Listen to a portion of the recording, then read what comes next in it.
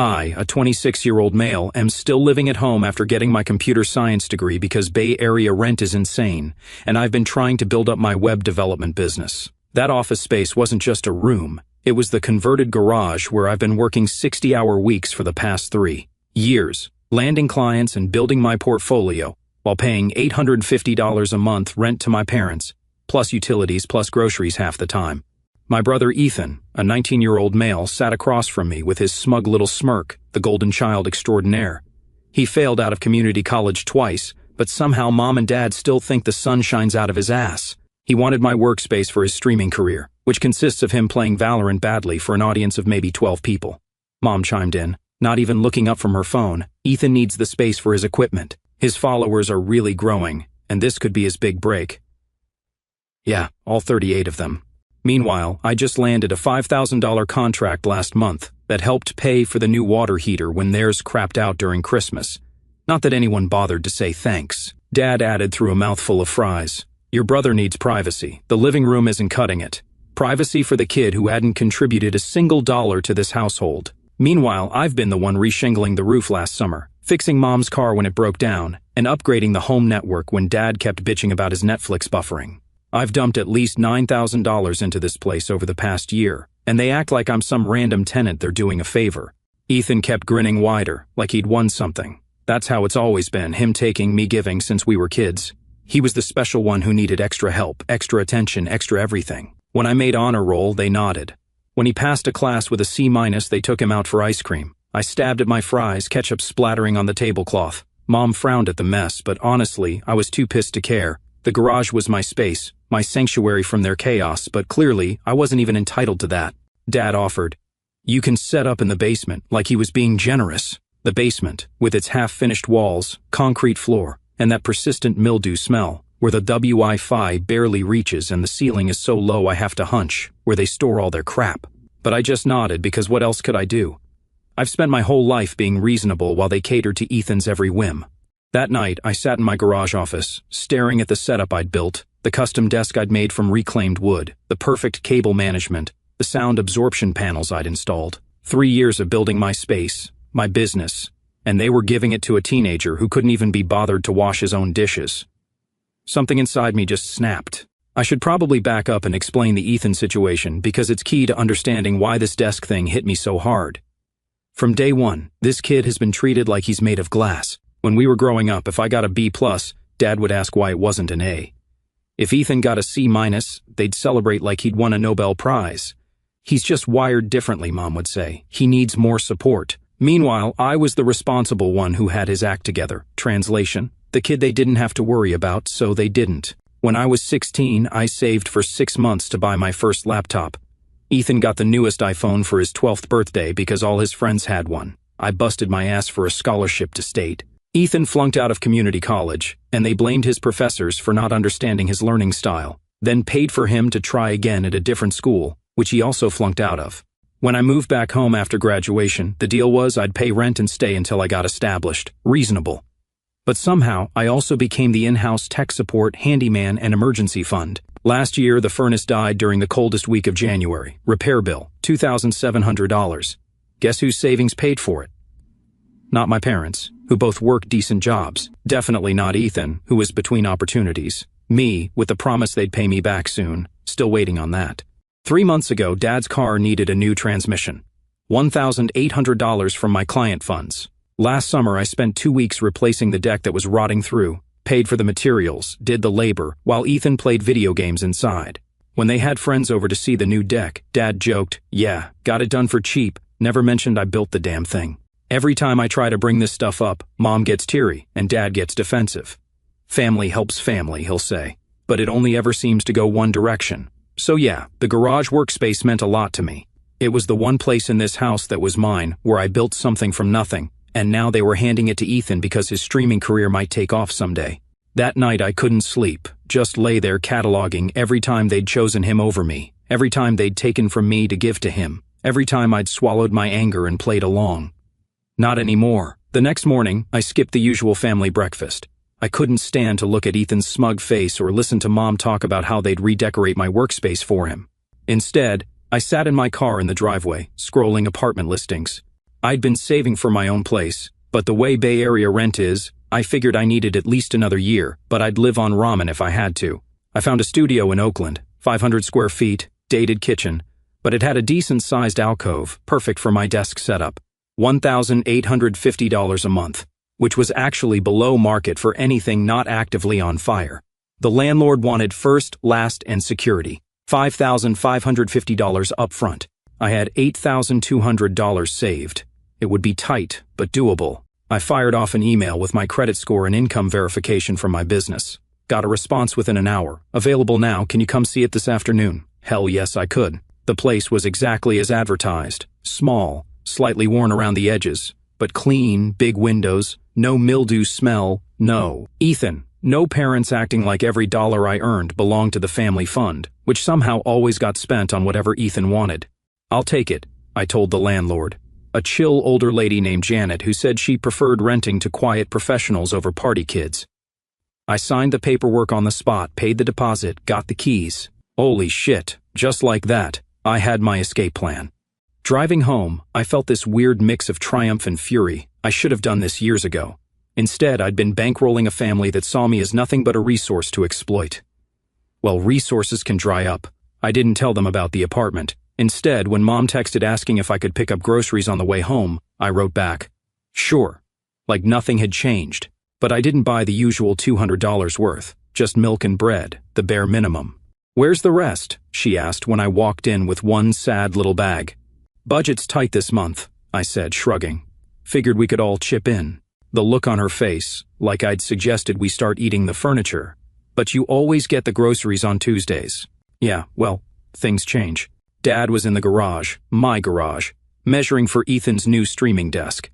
They were planning to buy a $600 gaming setup they'd somehow find money for, despite claiming poverty whenever I mentioned the $4,500 they owed me. Hey, the printer's jammed again, he called out when he saw me. Can you take a look? Normally, I'd drop everything to fix it, 20 minutes of my life to extract whatever paper Ethan had crammed in there wrong. Not today. Can't, I said. Client deadline. Can it wait? Your mother needs to print some work stuff. Nope. Bills to pay.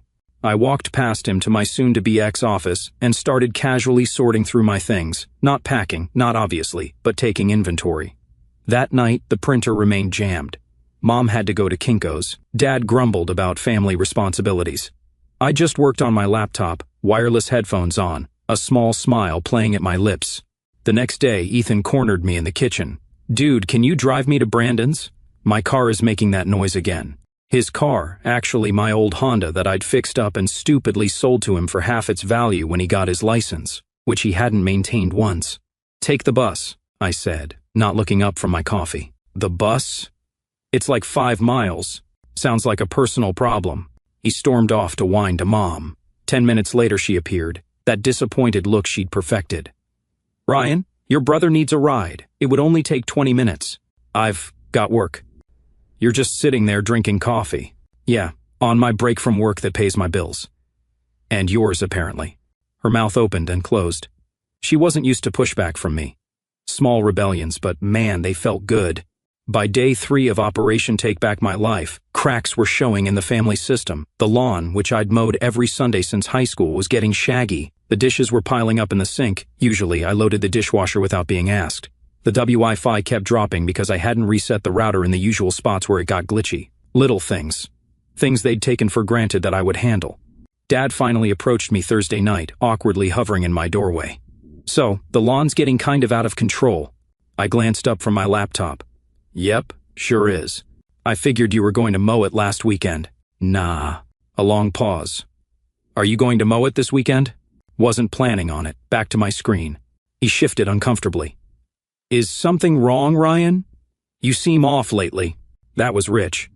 3 years of using me as their personal handyman, ATM, and emotional support human, and now he notices something's off.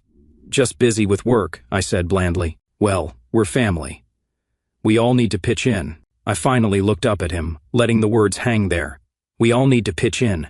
When was the last time Ethan had pitched in with anything? When had Dad last fixed something instead of waiting for me to do it? Sure, I said finally. I'll add it to the list. I didn't specify what list, but I was definitely keeping score.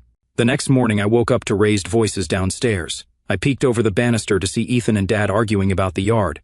Why do I have to do it? That's Ryan's job. Your brother's busy. Just do it this once. But I have a stream scheduled. My followers are expecting me. All 38 of them, I thought.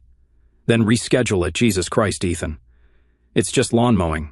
It was like watching a nature documentary, the parasitic relationship disturbed, the host organism finally pushing back against the parasite. Fascinating. I slipped back to my room, started packing another box. I'd been slowly moving my valuables out each day while they were busy arguing about chores. The studio apartment was gradually filling up with my stuff, but the real bombshell dropped that afternoon. I was on a client call when Dad knocked on my door, his face a weird mix of defensive and guilty. Hey, quick thing, he said when I finished. I sold your workbench. Guy's picking it up tomorrow. Got $300 for it. My custom workbench, the one I'd built from scratch with the perfect height for my ergonomic setup, the built-in cable management, the adjustable monitor arms. You sold my property without asking me? My voice was dangerously calm. Well, Ethan needs a proper streaming desk, and since you're moving to the basement anyway, so you just decided my stuff was yours to sell. He had the grace to look embarrassed. I figured you'd be fine with it. It's for your brother's career. His career, I repeated flatly. Right. Look, we'll split it with you. You can have $100, a third of the money for my bench that I built with my own hands and my own money. Keep it, I said, turning back to my computer. Consider it my investment in the Bank of Ethan. Seems to be the only place my money goes around here anyway. He left, confused but relieved I hadn't pushed back harder. As soon as the door closed, I booked a U-Haul for Saturday morning. By Friday, I'd moved about 70% of my belongings to the new apartment. Nothing obvious. TV still in place, bed still made but clothes, important documents, my good computing equipment, all quietly relocated while they went about their days. The family dynamic was deteriorating fast. Ethan had half-assed the lawn, leaving patches uncut and the edges looking like hell. Dad had attempted to fix the printer, only to break it worse. Mom was getting increasingly snippy about the state of the house. I moved through it all like a ghost, doing the bare minimum, making my own meals, cleaning only my own dishes. When the internet went down for the third time that week and Mom called out, "Ryan, the double Wi-Fi is acting up again," I just called back, "Try unplugging it." Small satisfactions. Friday night, Dad cornered me again. "Look, about your workbench. If you really want to keep it, I can call the guy back." Too little, too late. Don't bother.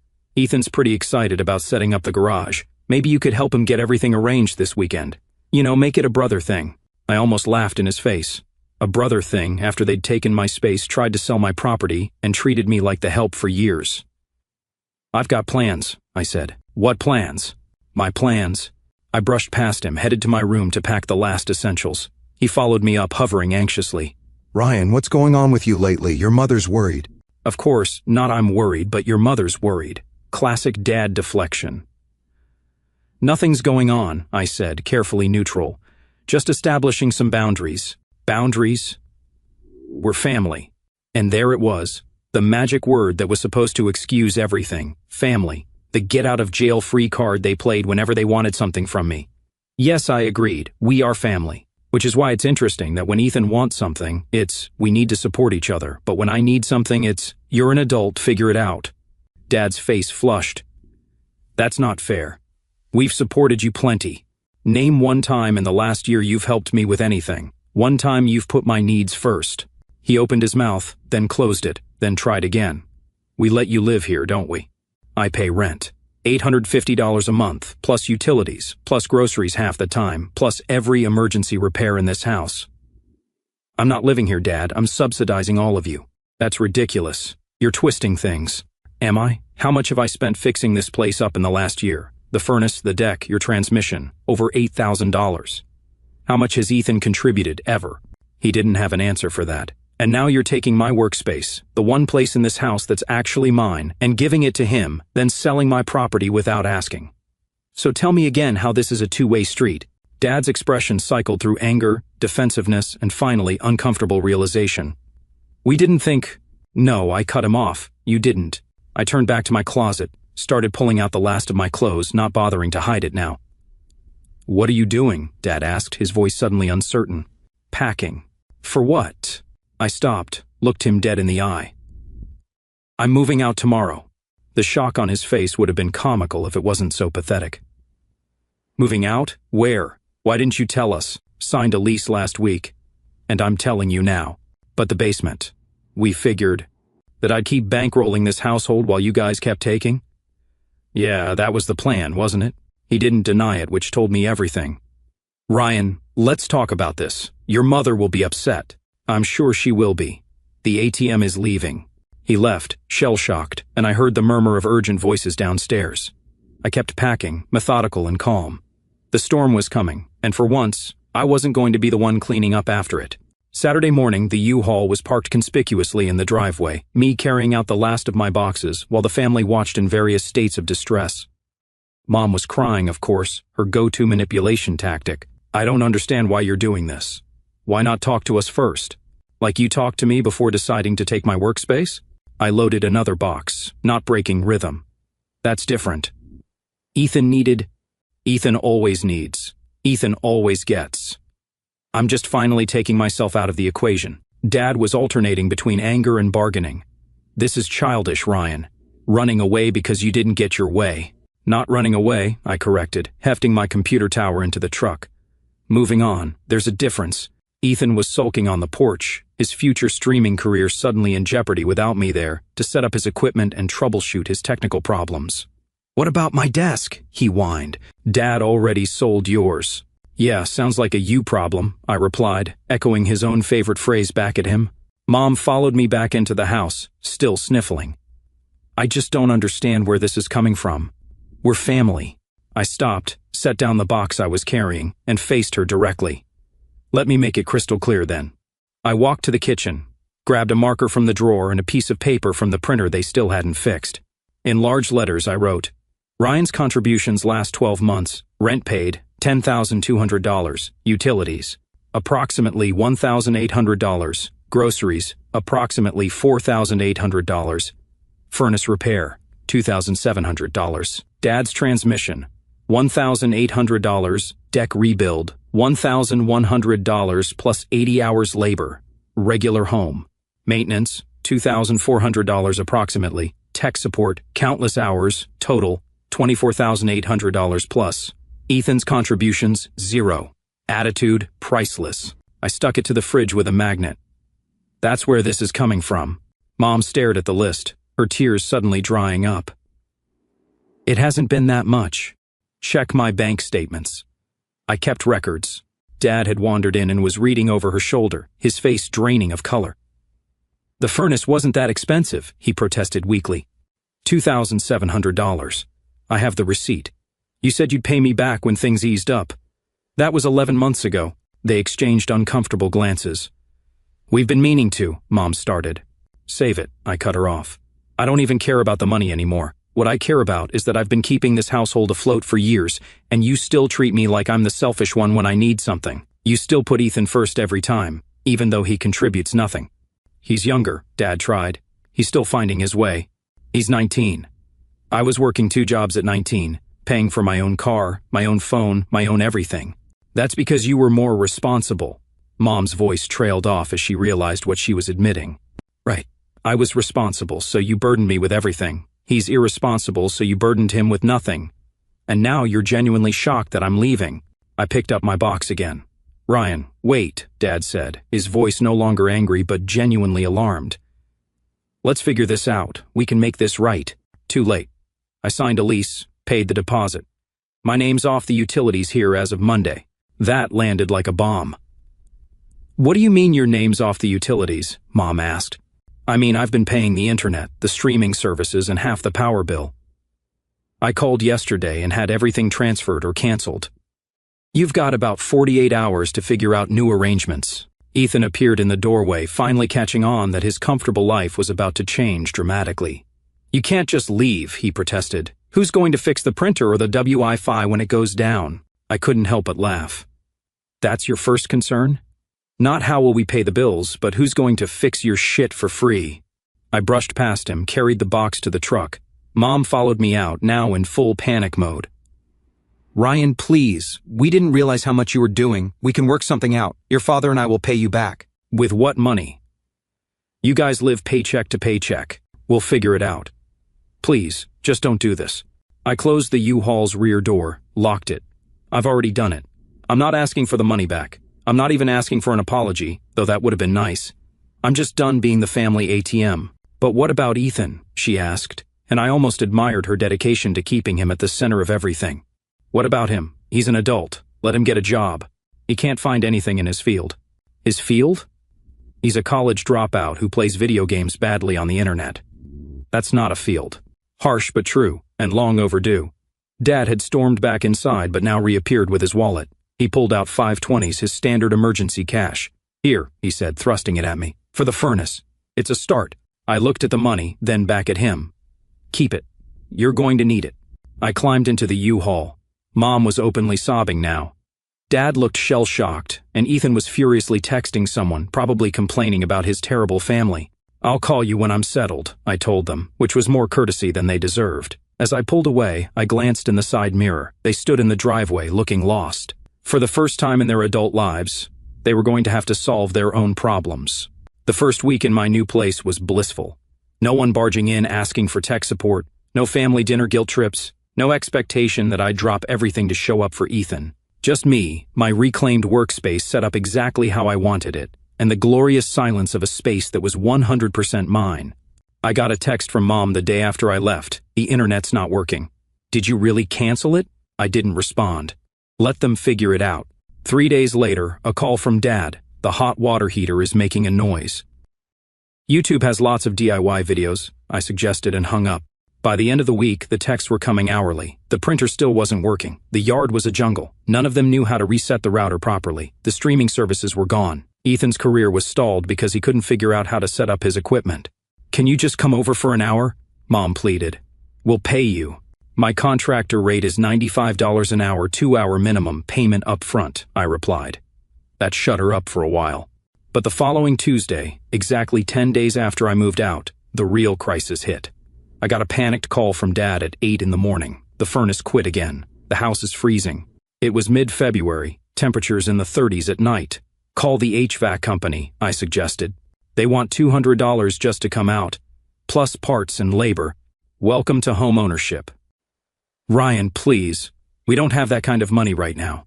Of course they didn't. They'd been counting on me to handle all that. What about the emergency fund? I asked, knowing full well there wasn't one. Your mother had to use it for groceries, he admitted. Translation, they'd been living beyond their means for years, using me as the safety net. That sounds serious, I said, trying to keep the satisfaction from my voice. Maybe Ethan can contribute from his streaming income. The silence on the other end was delicious. He doesn't... That's not really, Dad fumbled. Not really bringing in money yet. Shocking. I let him stew for a moment, then sighed dramatically. Text me the exact error code on the furnace display. I'll see if it's something simple. It wasn't, of course. The igniter had failed. A $95 part plus labor, but I knew it wasn't something they could fix themselves without risking bigger problems. You've got 2 options, I told Dad after researching it. Pay the HVAC company, or replace the igniter yourself and risk damaging the control board, which would be another $600 repair. Can't you just come look at it? He almost begged. I'm in the middle of a client project with a deadline, I said, which was true. But tell you what, if you and Ethan want to come by tonight, I'll walk you through ordering the part and show you some YouTube tutorials on how to replace it. There was a long pause, Dad considering whether his pride was worth suffering in a cold house. What time? He finally asked. 7 p.m. And Dad, bring Ethan. He should learn this stuff if he's going to keep living there. That night, they both showed up at my door, looking uncomfortable. It was the first time they'd seen my new place. It's nice, Dad offered, looking around at my perfectly arranged studio. My desk, not the one they'd sold, but a new one I'd found on Craigslist and refinished, took pride of place by the window. Thanks. I didn't invite them to sit. Let's talk furnace. I pulled up the manual for their unit, showed them exactly which part they needed, where to order it, and how to install it. I don't think I can do this, Dad admitted, staring at the diagram. I definitely can't, Ethan added, not even bothering to hide his lack of interest. Then you'll need to call the HVAC company. Ryan, please. Dad tried one more time. We really don't have the money right now. Couldn't you just... No, I said firmly, I couldn't. But if you say family, I'm going to close this door right now, I warned him. Family goes both ways, and for years it's only gone one way with us. He swallowed whatever he was going to say. Look, I softened slightly. I'll make you a deal. I'll come fix the furnace this one time, but in exchange we're going to have a serious family meeting about finances and responsibilities. All cards on the table, and Ethan starts contributing. Real contributions, not promises. Dad looked relieved. Deal. Absolutely. Ethan frowned. What do you mean, contributing? I mean, you get a job. A real one, with a paycheck. You pay rent. You do chores without being nagged. You learn how to fix basic household stuff so it doesn't all fall on Dad now that I'm gone. But my streaming is a hobby, not a career. Not yet, anyway. You can stream on your days off, just like any other hobby. He looked like he wanted to argue, but Dad shot him a warning look. Fine, Ethan muttered. The next day, I went over and fixed their furnace.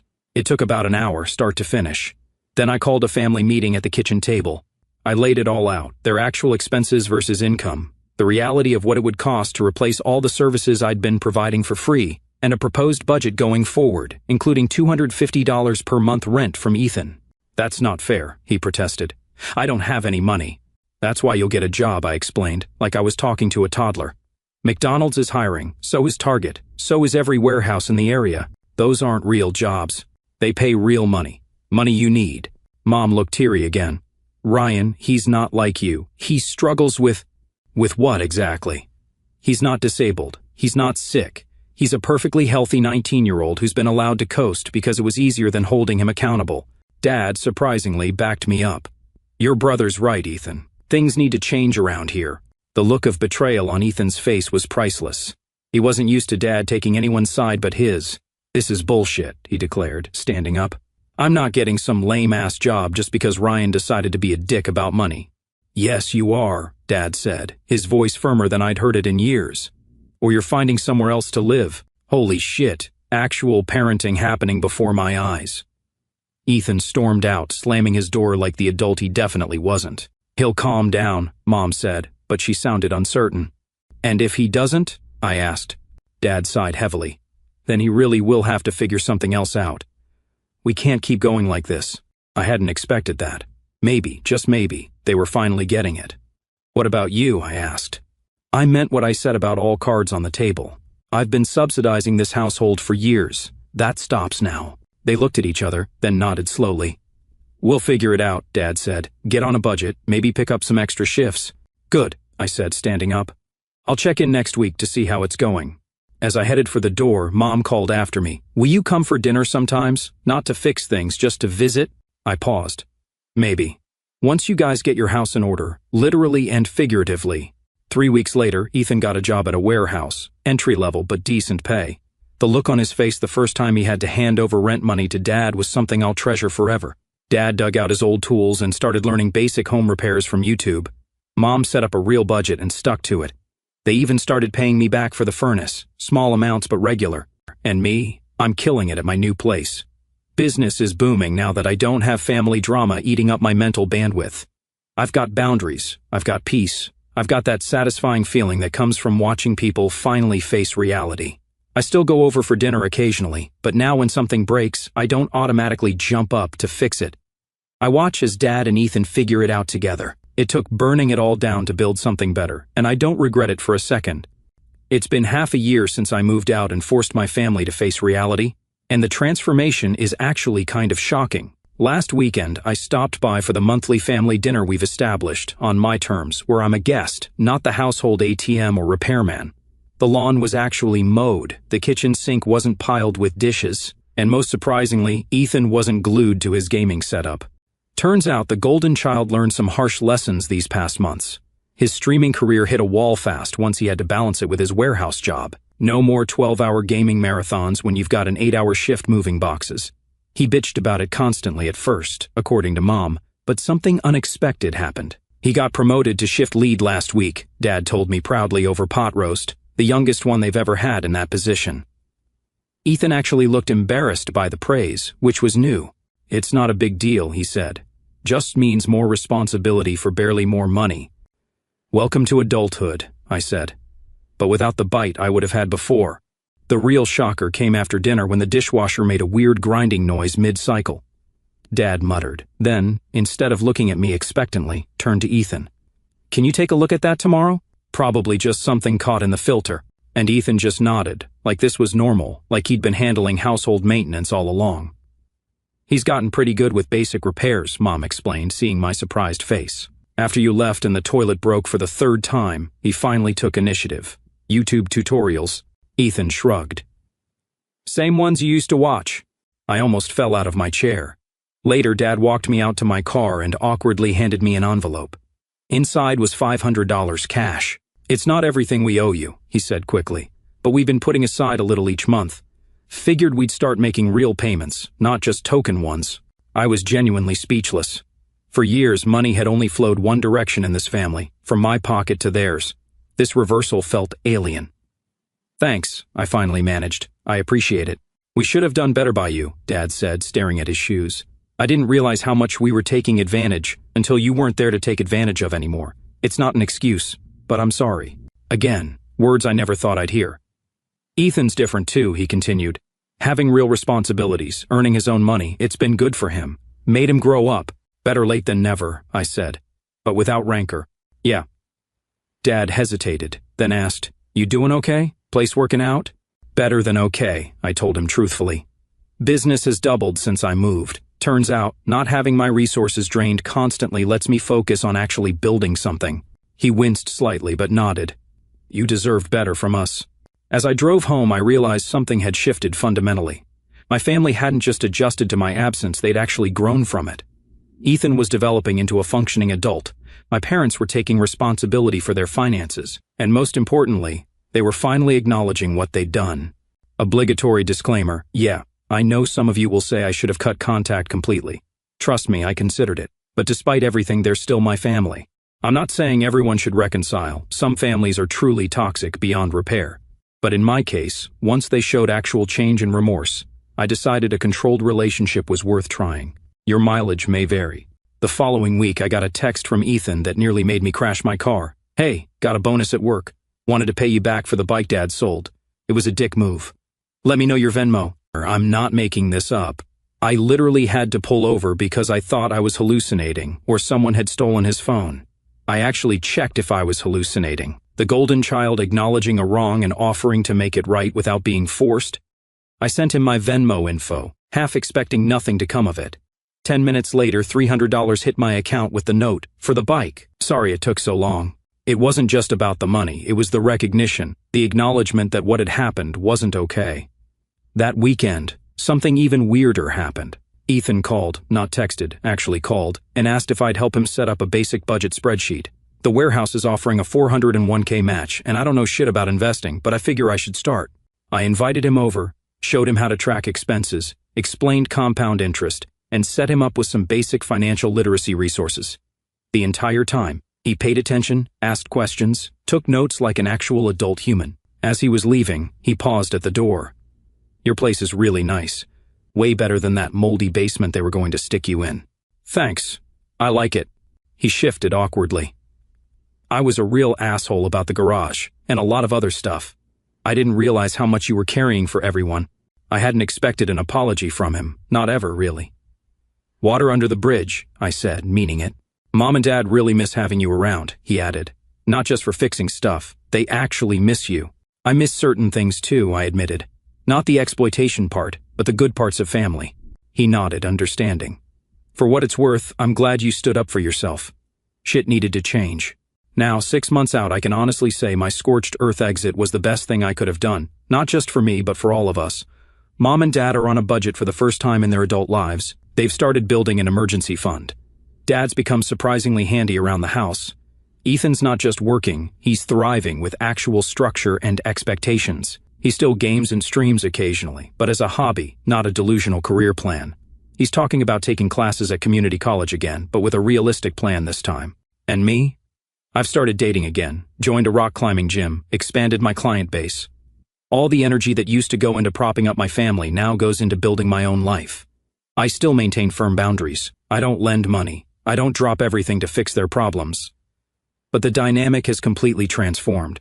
We're slowly rebuilding a relationship based on mutual respect rather than exploitation. It's still a work in progress, but for the first time it feels like progress is actually happening. Sometimes the kindest thing you can do for people is to stop enabling their worst behaviors. It's messy and painful, but if they're capable of growth at all, they might just thank you for it eventually. My family did, and I never saw that plot twist coming.